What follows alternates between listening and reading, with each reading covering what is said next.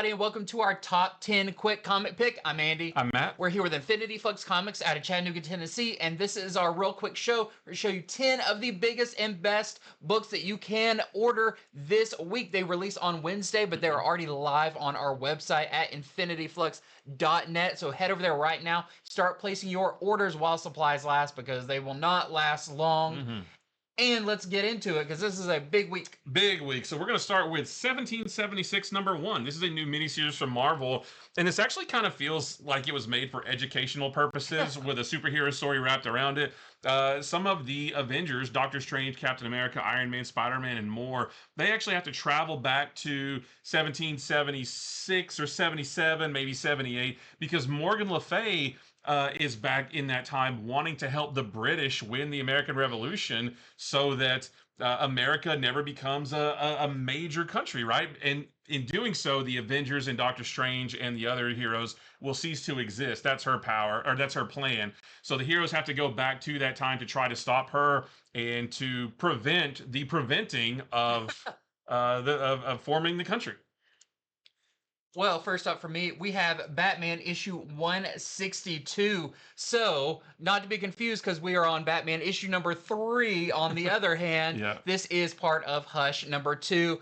And this one just continues the story as Batman, basically through this whole issue, fights his own family and does some very un-Batman-like things. Is there something behind it? Not quite sure yet. It is a very odd story and some very pretty art by Jim Lee. Yeah.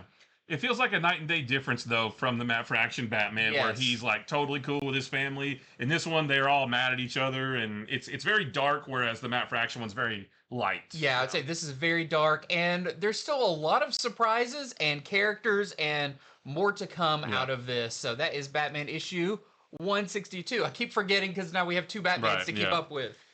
Well, next, I want to talk about Fantastic Four number 5 because this book is really fun. It's another really fun one-and-done story with Ben and Reed and Johnny going on a fishing trip in the negative zone, leaving Sue and Alicia behind for a girls' weekend.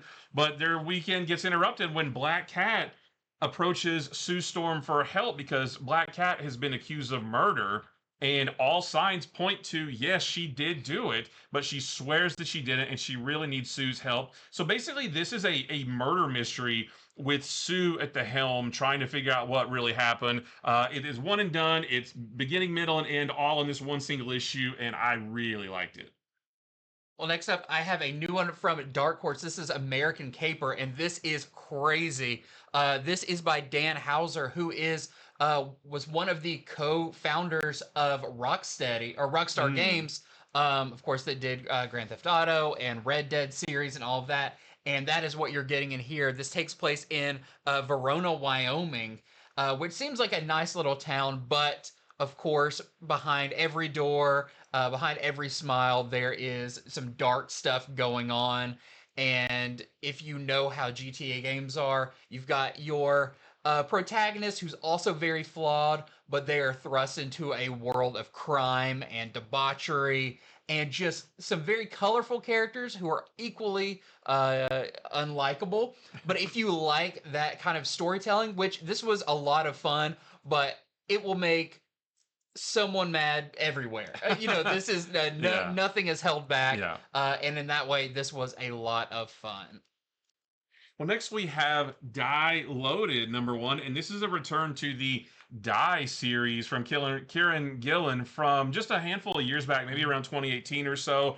This is a sequel to the original series that ran for about 20 issues. Half of this issue is spent at a memorial for one of the characters from the original series who died. And I don't want to say how, but by the time you get to the end of the book, we are back in the fantasy world of Die, but maybe it's somebody different there now.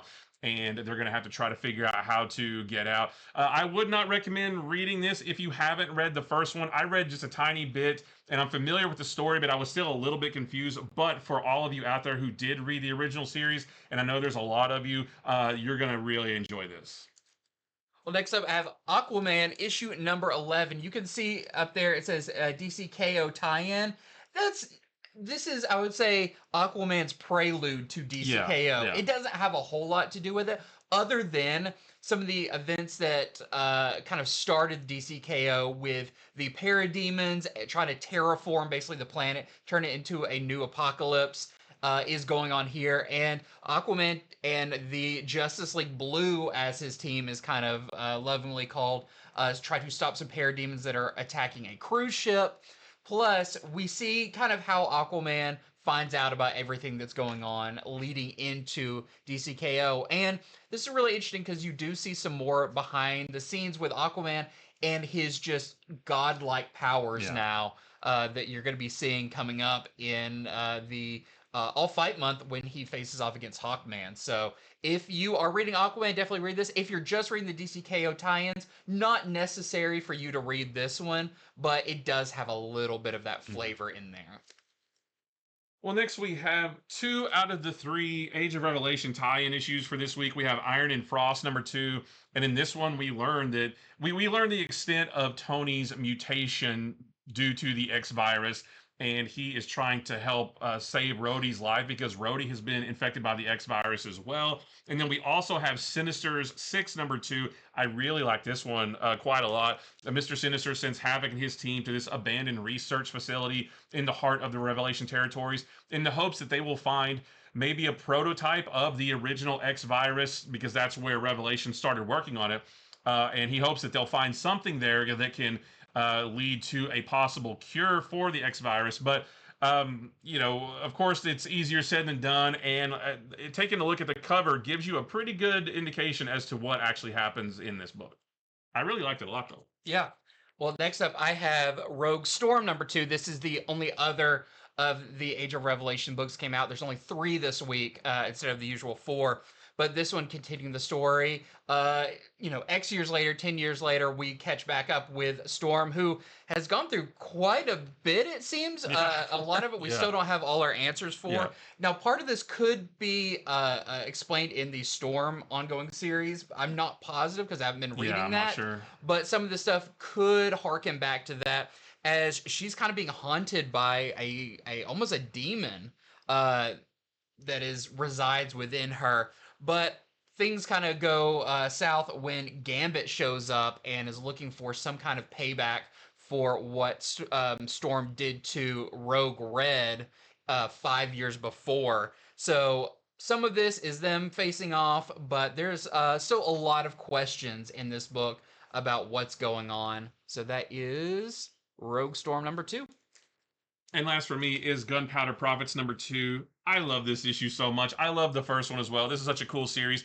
And literally, this entire issue is what you see on the cover there. Huck and Marley are trying to get America, the girl, not the country, back to her mother, even though she doesn't want to go to her mother. But on their journey to do that, they start getting chased by the biker gang known as Heaven's Devils. And the entire issue is one big chase scene. You've got Marley jumping from one car to a motorcycle and shooting people, and Huck is playing a really dangerous game of chicken with some of them. It's violent, it's bloody, it's action-packed, it's thrilling. Not a lot of supernatural stuff in this as much as the first one. I think that'll come next issue, but just a really, really great series from Mad Cave. Just really fun, great artwork, great setting, action-packed. I love this book. And lastly for me, you've got our return of Youngblood. Rob Liefeld's Youngblood with issue #1. This, I guess, happens at some point after the original series or something, because your whole team is here. A lot of this issue is reintroducing you to the characters and having them have big epic drop-ins on a yacht that's being controlled by a mysterious villain called Xerxes. We don't really know what he did or what his plan is, but we know he's bad and this yacht is bad. And now it's going to be Youngblood taking him on with characters popping out of everywhere. So if you're a fan, this very much feels like your classic Youngblood series, all the way back from the early to mid 90s. And that is it for our top 10 quick comic picks. Thank you so much for watching. Remember, head on over to infinityflux.net right now to get these books while supplies last, especially some of the variant covers, the incentives, that kind of stuff. We only got a few of them, so make sure you order the ones that you want. So when they release on Wednesday, you will already have your name on them, and they will be coming out to you. make sure to like, subscribe, share this video. Let any of your friends know who love comics that we are talking about comics and we love comics, and that's what we're here for. Yep. And until next time, see See ya. ya.